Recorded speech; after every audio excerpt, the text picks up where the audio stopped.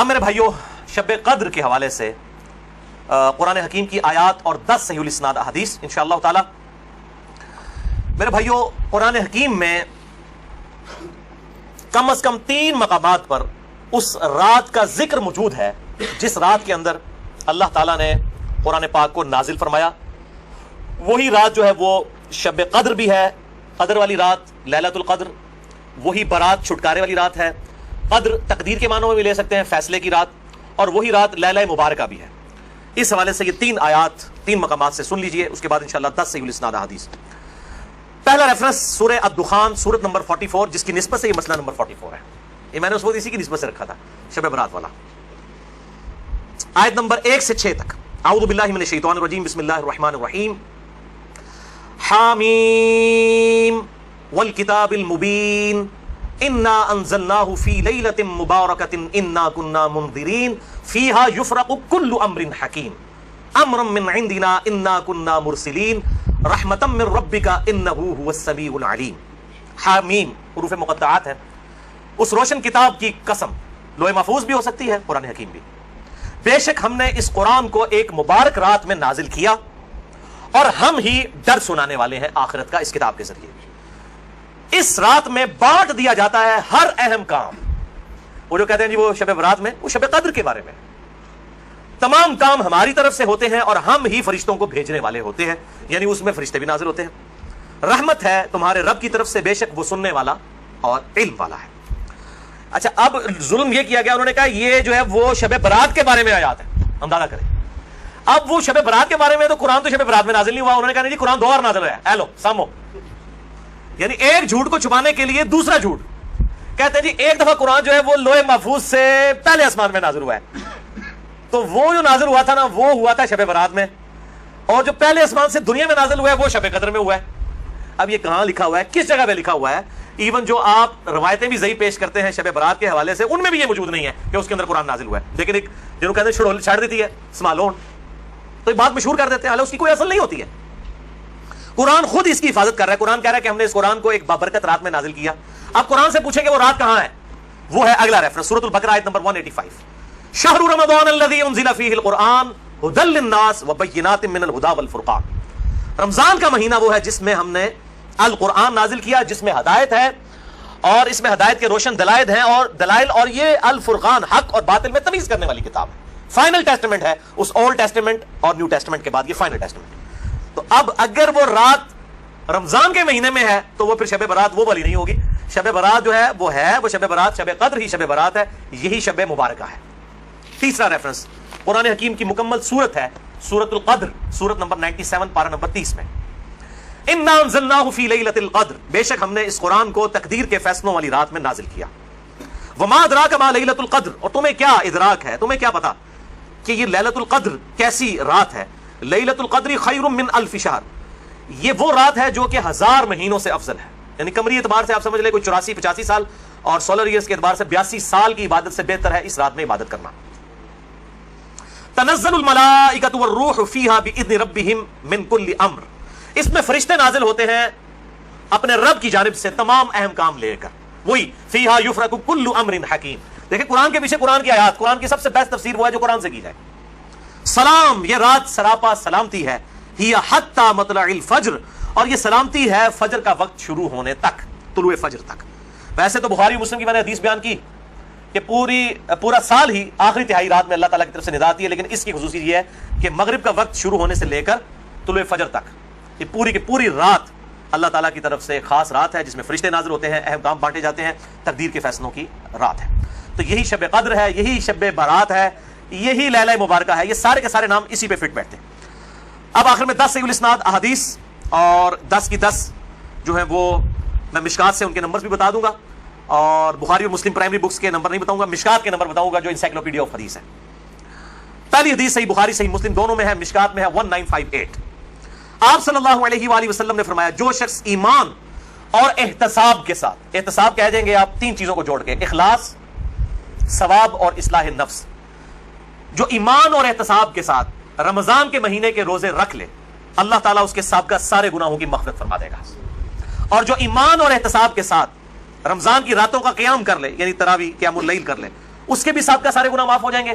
اور جو ایمان اور احتساب کے ساتھ لیلۃ القدر کا قیام کر لے اس کے بھی سابقہ سارے گناہ معاف. لیکن لیکن لیکن صرف چھوٹے گناہ.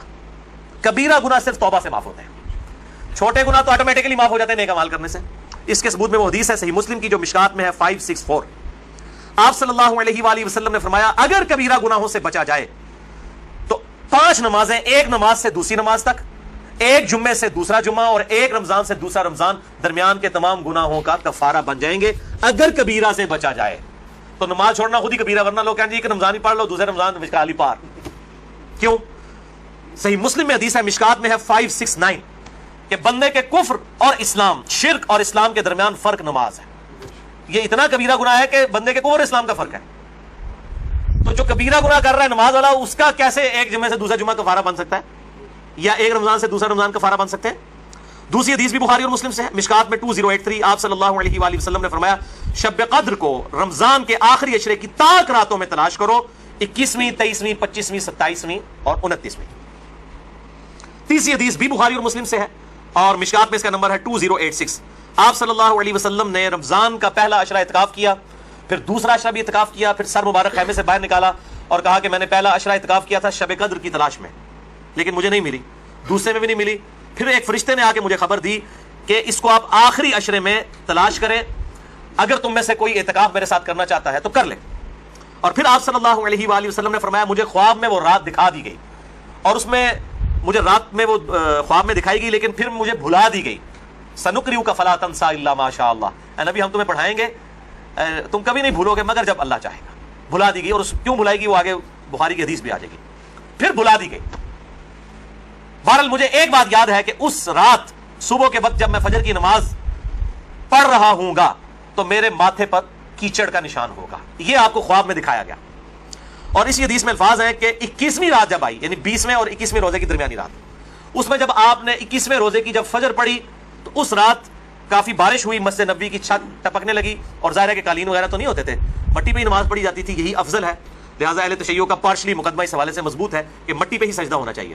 تو بہرحال آپ صلی اللہ علیہ وآلہ وسلم کے ماتھے پر مٹی کا نشان پڑ گیا. صحابہ کہتے ہیں جب نماز کے بعد آپ صلی اللہ علیہ وسلم جب رخ انور صحابہ کی طرف کرتے تھے تو انہوں نے دیکھا کہ آپ صلی اللہ علیہ وآلہ وسلم کے ماتھے پر مٹی کا نشان ہے, تو صحابہ کو پتہ چلا اچھا آج شب قدر تھی.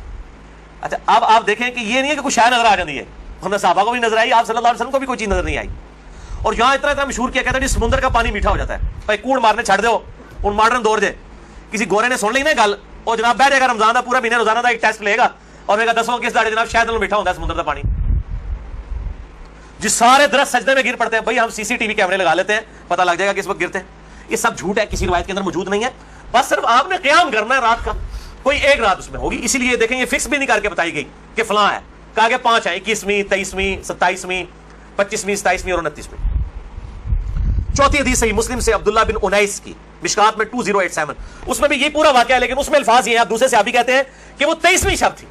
ابو سعید خدری کہہ رہے ہیں وہ 21ویں تھی کیچڑ والی, اور عبداللہ ابن انیس کہہ رہے ہیں وہ 23ویں تھی. لیکن یہی دو اختلاف آ گئے. تو وہ 21ویں بھی ہو سکتی ہے, 23ویں بھی, 25ویں بھی, 27ویں بھی, اور اس کی حکمت کیا ہے بدلنے کی میں بعد میں بتاتا ہوں. تو یہ شب قدر کے حوالے سے ایک دعا بھی بڑی مشہور ہے, اللہم انک عفو تحب العفو فاعف عنی. یہ روایت مشکات میں بھی موجود ہے 2091 اور جامع ترمذی اور سنن ابن ماجہ میں موجود ہے, لیکن یہ روایت منقطع ہے.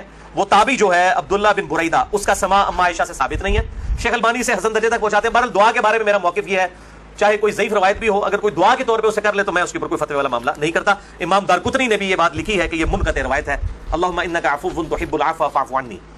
پانچویں حدیث صحیح مسلم سے ہے, مشکات میں ہے 2088. سیدنا ابی ابن کعب کو کسی نے بتایا کہ عبداللہ ابن مسعود کہتے ہیں رضی اللہ تعالیٰ عنہ کہ جو شخص روزانہ آخری پہر جاگے گا تہجد کے وقت تو وہ شب قدر پا لے گا. اب یہ دیکھیں کہ روزانہ جو جاگے گا ظاہر وہ پا ہی لے گا. عبداللہ ابن مسعود کی جب یہ بات پہنچی ابی ابن کعب تک تو انہوں نے کہا اللہ تعالیٰ ہمارے بھائی پہ جو ہے وہ رحم فرمائے. انہوں نے شاید یہ بات اس لیے کہی کہ لوگ صرف اکتفا ہی نہ کر لیں رمضان کے قیام پہ ہی, اس لیے انہوں نے یہ بات کی ہوگی, ورنہ ہمارے بھائی عبداللہ ابن مسعود کو یہ بات خوب پتا ہے کہ شب قدر جو ہے یہ رمضان کے آخری عشرے میں آتی ہے. اور پھر انہوں نے کہا کہ میں اللہ کی قسم اٹھاتا ہوں کہ شب قدر جو ہے وہ 27ویں رات ہے, اور تابعی کہتے ہیں کہ انشاءاللہ کے بغیر قسم کھائی، کیونکہ اگر آپ انشاءاللہ کے ساتھ قسم کھائیں نا تو وہ قسم ڈاؤٹ فل ہوتی ہے کہ اگر اللہ نے چاہا تو. انشاءاللہ کے بغیر قسم کھائی جاتی ہے تو کنفرم ہوتا ہے کہ وہ بات ڈیفینیٹ کر رہا ہے، کرنے والا واقعی قسم کھا رہا ہے. تو پھر پوچھا گیا آپ کو کیسے پتا ہے کہ 27ویں ہے؟ انہوں نے کہا اس لیے کہ آپ صلی اللہ علیہ وآلہ وسلم نے ہمیں نشانی بتائی ہے کہ اس رات جب سورج صبح کے وقت طلوع ہوتا ہے تو بغیر شعاؤں کے ہوتا ہے، یعنی بالکل ٹکیاں نکلتی ہے. اور ویسے تو عموماً ویسے بھی ٹکیاں نکلتی ہے لیکن وہ شاید زیادہ دیر تک کے لیے ٹکیاں رہتی ہے.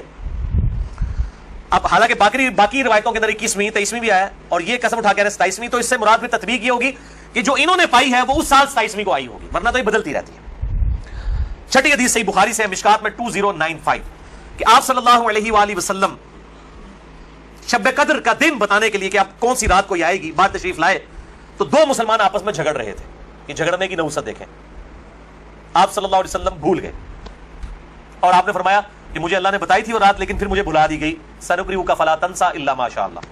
اور پھر آپ نے فرمایا کہ اس وجہ سے بھلائی گئی کہ دو مسلمان آپس میں جھگڑ رہے تھے، اور پھر کہا ہو سکتا ہے کہ اللہ کی اسی میں بہتری ہو، یہ بھی ساتھ کہہ دیا، ورنہ انہیں دو مسلمانوں نے لوگ قیامت تک کوستے رہتے. کوئی اللہ نے بتانا ہوتا تو بعد میں بتا سکتے، اللہ کے لیے تو مسئلہ نہیں تھا، اسی میں بہتری ہو، اور یہ واقعی بہتری ہے. اور پھر فرمایا اب تم اسے 21ویں 23ویں اور 25ویں میں تلاش کرو. اب یہاں 27ویں 29ویں کا ذکر کوئی نہیں ہے، وہ الگ سے حدیث میں.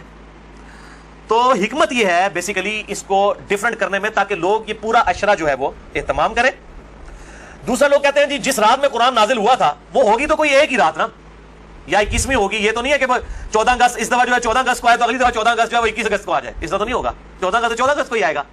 تو یہ کیا وجہ ہے کہ قرآن جس رات میں نازل ہونا شروع ہوا وہ تو یا 21ویں تھی یا 23ویں تھی یا 25ویں یا 27ویں یا 29ویں، تو اگلے سال بھی وہی ہونی چاہیے.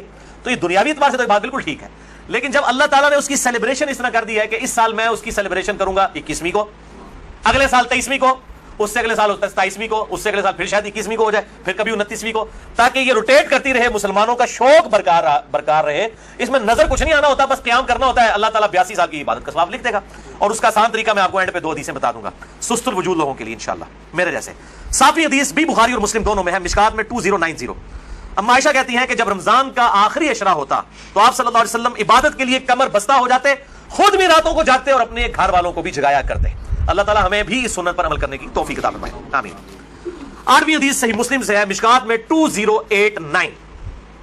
اما عائشہ رضی اللہ تعالیٰ عنہ کہتی ہیں کہ آپ صلی اللہ علیہ وسلم جس قدر رمضان مبارک کے آخری عشرے میں عبادت اور سخاوت والا معاملہ کرتے تھے پورا سال کبھی ایسا نہیں کرتے تھے، اس آخری عشرے میں خصوصاً. 9ویں حدیث تو ہے ہی بالخصوص پرٹیکولرلی اعتکاف کے حوالے سے، اور اعتکاف بھی بیسیکلی شب قدر کی تلاش کے لیے ہوتا ہے. کم از کم 10 دن مسجد میں ٹکا تو رہے گا نا. چلو ستیں ہی لب گئی، مسجد ہی تو مل جائے گی نا انہوں شب قدر، اور کوئی نہیں تو لوگ فجر اور عشاء کی نماز جماعت سے پڑھا دیں گے. خراٹے لے رہے ہوں تو اعتکاف والوں کی تو ویسے ہی شام میں دائی ہوتی ہے بیچاروں کی. اعتکاف والوں کو تو رات کو بھی نہیں سونے دیتے، اور 10 بھی مجبور بیچارے اعتکاف والوں کو ہی سننا پڑتا ہے. تو بخاری اور مسلم میں حدیث ہے، مشکات میں 2097. اما عائشہ رضی اللہ تعالیٰ عنہ کہتی ہیں کہ آپ صلی اللہ علیہ وسلم رمضان کے آخری عشرے کا اعتکاف فرمایا کرتے تھے یہاں تک کہ آپ کی وفات ہو گئی. ہر سال اعتکاف کرتے تھے آپ صلی اللہ علیہ وآلہ وسلم. یہ سنت موقدہ کفایہ ہے، چند لوگ کر لیں تو باقیوں کی طرف سے ادا ہو جائے گی. اور پھر آپ صلی اللہ علیہ وسلم کی وفات کے بعد آپ کی بیویاں بھی مسجد نبی میں اعتکاف کیا کرتی تھیں. لیکن اسی کانٹیکسٹ میں بخاری مسلم میں حدیث ہے، ایک دفعہ آپ صلی اللہ علیہ وآلہ وسلم نے جو ہے وہ مسجد نبی میں اعتکاف کے لیے خیمہ لگایا. کسی ایک بیوی نے آ کے خیمہ لگایا، پھر دوسری نے بھی وہ سوکن والا سلسلہ کرتے کرتے کئی خیمے لگے. آپ نے ساروں کے کھڑوا کے اپنا بھی کھڑوا دیا. اس سال آپ نے اعتکاف ہی نہیں کیا. پھر آپ نے اگلے سال صحیح بخاری میں آتا ہے 20 دن کا اعتکاف کیا، اور وہ آپ کا آخری سال تھا. تو آپ نے اعتکاف ہی نہیں کیا کہ یہ یعنی اللہ کی رضا کی خاطر اعتکاف کیا جائے، نہ کہ میری وجہ سے کہ میرے ساتھ ایک بیوی اعتکاف بیٹھی ہے پھر دوسری بھی سب کے خیمے. اس سے یہ بات چلی کہ مسجد نبوی میں اعتکاف عورتیں کیا کرتی تھی، اور مسجد میں اعتکاف آج بھی مسجد نبوی میں اور بیت اللہ شریف میں اعتکاف ہوتا ہے. بہرحال اس حوالے سے میرا موقف تھوڑا اب لینیٹ ہو چکا ہے. اب جو پرفتن دور ہے جس کے اندر یہ موبائل کیمرے اور ویڈیوز اور سیکیورٹی تقریباً ختم ہو چکی ہے مسجدوں کی، اس صورتحال میں اگر عورتیں گھروں میں اعتکاف کر لیں تو اجتہاداً اس میں بھی کوئی حرج نہیں ہے، کیونکہ مسجدیں جو ہے آج کل عورتوں کے اعتکاف کے اعتبار سے خطرے سے خالی نہیں ہے. جیسا کہ یہ موبائل فون ہے، اور لوگوں کی اگلے دن بھی اخبار میں خبر آئی تھی، وہ تصویر کسی کی چڑھا دی، اس طریقے سے اس عورت نے خودکشی کر لی. اس قسم کے واقعات ہوتے ہیں. لہٰذا اس میں میرا خیال ہے حدیث جو سختی کرتے ہیں وہ نہیں کرنی چاہیے. حنفیوں کا موقف مجھے مضبوط لگتا ہے خصوصاً اس دور کے اعتبار سے. میں حرام نہیں کہہ رہا، مسجد میں بیٹھنا بہتر ہے، مسجد نبی شریف میں جہاں پہ سیکیورٹی ہے بیٹھے. لیکن ہمارے ملک کے اندر میں نہیں سمجھتا کہ سوائے چند ایک جگہوں کے اس طرح کی سیکیورٹی اویلیبل ہو. جہاں پہ ہو ضرور کریں. لیکن عورت نفلی روزہ اور اعتکاف اپنے خاوند کی مرضی کے بغیر نہیں کر سکتی، ذرا یہ ذہن میں رکھیے گا. 10ویں حدیث جامعہ ترمذی میں ہے، سنن نبی داؤد میں ہے، سنن ابن ماجہ میں، مشکات میں 2102. انس ابن مالک کا بیان ہے کہ آپ صلی اللہ علیہ وسلم رمضان کے آخری 10 دن میں اعتکاف فرمایا کرتے تھے، لیکن ایک سال نہ کر سکے تو اگلے سال 20 دن کا اعتکاف فرمایا. وہ ایک سال وہ بیویوں کی وجہ سے ہی نہیں کیا. اور صحیح بخاری میں 2099 نمبر حدیث ہے کہ جس سال آپ کی وفات ہوئی یہ 20 دن والا اعتکاف آپ صلی اللہ علیہ وآلہ وسلم نے اس سال کیا تھا جس سال آپ کی وفات ہوئی. اور اس بخاری کے حدیث میں الفاظ ہے کہ اس سال پھر جبرائیل علیہ السلام کے ساتھ 2 دفعہ دورہ قرآن کیا. اور بخاری مسلم میں آتا ہے نا جو سیدہ فاطمہ کے کان میں ایک بات کہی تھی کہ اس سال میرے ساتھ 2 دفعہ دورہ کیا جبریل نے، مجھے لگتا ہے کہ میری موت کا وقت قریب آ چکا ہے. تو وہ رو پڑی اور پھر ایک اور بات کہی کہ تم جنتی عورتوں کی سردار ہو، تو وہ مسکرا پڑی. تو آپ صلی اللہ علیہ وآلہ وسلم کے ساتھ اس آخری اعتکاف میں 2 دفعہ دورہ قرآن حضرت جبرائیل نے کیا. الحمدللہ. یہ تلک عشرۃ کاملہ 10 پوری ہوئی. اب آخری 2 حدیثیں شارٹ کٹ گفٹ کے طور پر شب قدر کا آسان قیام پانے کے لیے. پہلی حدیث صحیح مسلم سے ہے 1491 اور مشکات میں بھی ہے 630. سیدنا عثمان ابن عفان رضی اللہ تعالیٰ عنہ علیہ السلام کہتے ہیں کہ نبی صلی اللہ علیہ وآلہ وسلم نے فرمایا جس شخص نے عشاء کی نماز جماعت سے پڑھ لی گویا اس نے آدھی رات کا قیام کیا، اور پھر جس نے فجر کی نماز بھی جماعت سے پڑھ لی گویا اس نے پوری رات کا قیام کیا. اللہ اکبر کبیرہ والحمدللہ کثیرہ وسبحان اللہ بکرۃ واصیلہ. اور یار ایسے کر سکتے ہیں نا کہ رمضان کے آخری عشرے میں پورے عشرے کر لو تو جفت آگ تک ہی رولا پڑ جاتا ہے چاندی وجہ. پورا رمضان ہی اہتمام کریں، پورا سال ہی اہتمام کریں فجر اور عشاء جماعت کے ساتھ، اور کوئی رکعت فوت نہ ہو. اگر ایک رکعت بھی فوت ہوگی تو وہ پاکستانی انڈیا بنگلہ دیش والی جماعت ہے. اللہ کے ضرور وہ جماعت نہیں لکھی جاتی. جماعت اسی صورت میں ہے کہ آپ کی 4 کی 4 رکعتیں امام کے ساتھ ہو، سلام امام کے ساتھ آپ پھیریں گے. تو یعنی امام کے رکوع میں جانے سے پہلے پہلے آپ قیام کی حالت میں اس کے ساتھ مل جائیں سورہ فاتحہ پڑھ کے، تو آپ کو وہ 4 رکعتیں ملیں گی، اور فجر کی 2 رکعتیں اس صورت میں. تو عشاء کی نماز آدھا قیام اور فجر کی بھی، اور رمضان میں تو ویسے ہی اٹھنا ہوتا ہے، بڑا آسان ہے الحمدللہ. دوسری حدیث جامعہ ترمذی میں ہے 806، سنن ابن ماجہ میں 1327، ترمذی میں 806. یہ واحد حدیث ہے آج کے پورے لیکچر میں جو مشکات میں موجود نہیں ہے. میں نے ترمذی اور ابن ماجہ کا نمبر بتا دیا. ابو ذر غفاری رضی اللہ تعالیٰ عنہ کہتے ہیں کہ نبی صلی اللہ علیہ وسلم نے فرمایا جو شخص امام کے ساتھ قیام اللیل کر لے رمضان میں یہاں تک کہ امام سلام پھیر کر فارغ ہو جائے، یعنی تراویح پڑھانے کے بعد، تو اسے پوری رات کے قیام کا ثواب ملے گا. اگر کوئی اکیلا تراویح پڑھتا ہے اس کے لیے فضیلت نہیں ہے. یہ جو امام کے ساتھ تراویح پڑھ لینا عشاء کے ساتھ ہی، اس کو پوری رات کے قیام کا ثواب ملے گا. اچھا یہ جماعت کی جہاں پہ باتیں ہو رہی ہیں یہاں پہ عورتوں کو استثناء حاصل ہے. عورتوں کے لیے واجب نہیں ہے کہ مسجد میں جائیں، چلی جائیں، اگر کر سکتی ہیں تمام ضرور کریں. ان کو گھر میں بھی اللہ تعالیٰ انشاءاللہ تعالیٰ اس حوالے سے ثواب عطا فرما دے گا. حضور عورتیں پوچھ رہتی ہیں جی ہم کہاں سے یہ جماعت، ہم یہ آسان طریقہ، تو عورتوں کے لیے پھر اس حوالے سے آسانی ہوگی انشاءاللہ تعالیٰ. تو قیام اللیل اور تراویح کے حوالے سے مسئلہ نمبر میرا 20 ہے. وطر کے حوالے سے مسئلہ نمبر 130 ہے. اور آج انشاءاللہ یہ نیو 44 شب قدر شب برات کے حوالے سے ریکارڈڈ ہو گیا اللہ کے فضل سے. رمضان کا آلریڈی 53 ہے، لیکن میں انشاءاللہ اگلے 2 ہفتوں میں اسے 2 نشستوں میں ریوائز کر کے ریکارڈ کروا رہا ہوں انشاءاللہ ڈیٹیل کے ساتھ 53A اور 53B مسئلہ کے عنوان سے انشاءاللہ تعالی. اور ان طاق راتوں میں صلاۃ التسبیح کا بھی اہتمام کریں. ڈیٹیل کے لیے مسئلہ نمبر ہے 91 میرا صلاۃ التسبیح کے اوپر، اب وہ آپ ضرور دیکھیں کیونکہ صلاۃ التسبیح بہت بڑی عبادت ہے. تو قیام کرنا ہی ہے. اعتکاف والے لوگ ویسے ہی گپے مارتے رہیں اور جناب وہ فیس بک پہ بیٹھے رہیں، اس سے بہتر ہے کہ کم از کم ہر طاق رات میں صلاۃ التسبیح کا اہتمام کریں. جماعت کے ساتھ نہیں، انڈیویجول لیول کے اوپر. نفلی نماز جو ہے وہ جماعت کے ساتھ اگر بغیر دعوت کے کبھی کبھار ہو جائے وہ الگ بات ہے، وہ ثابت ہے، بخاری مسلم سے ثابت ہے. لیکن یہ جس طریقے سے اشتہار بازی کی ہوتی ہے کہ فلاں مسجد میں صلاۃ التسبیح کی جماعت اتنے بجے ادا کی جائے گی، یہ چیز ٹھیک نہیں ہے. اگر بغیر لانیہ ہو، اعتکاف والے بیٹھے ہیں، اچانک ایک بندہ آگے ہوتا ہے، پیچھے لوگ نیت کر لیتے ہیں، اس کا جواز بخاری مسلم سے موجود ہے. میں نے اس کے اوپر جو ہے وہ اپنی جو کوسچن آنسر سیشن تھے مسئلہ نمبر 110 ABCDEFGH اس کے اندر میں نے یہ بیان بھی کیا ہے الحمدللہ. اللہ تعالیٰ سے دعا ہے جو حق بات میں نے کہی اللہ تعالیٰ ہمارے دلوں میں راسخ فرمائے. اگر جس بات میں میرے منہ سے کوئی غلط بات نکل گئی تو اللہ تعالیٰ ہمارے دلوں سے معاف کر دے. ہمیں کتاب و سنت کی تعلیمات پر عمل کر کے دوسرے بھائیوں تک پہنچانے کی توفیق عطا فرمائے. سبحانک اللہم و بحمدک اشہد ان لا الہ الا انت استغفرک و اتوب الیک.